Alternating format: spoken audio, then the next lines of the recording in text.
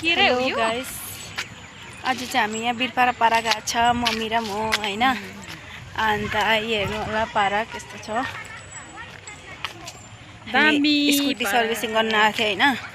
अन्त scooty servicing गर्दाखेरि time लाग्यो अन्त त्यही भएर हामी पारा घुम्न आएको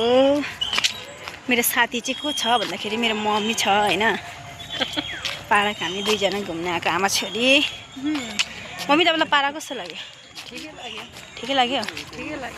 आज चाहिँ अब हामी पारा घुमेर घर गएको हैन घर हैन स्कुटी सर्भिसिङ गर्नुको जग्गामा गएको हेर्नु अब हामी जाँदैछौँ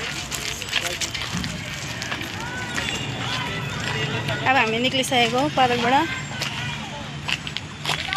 यहाँ चाहिँ मेरो मम्मी पछाडि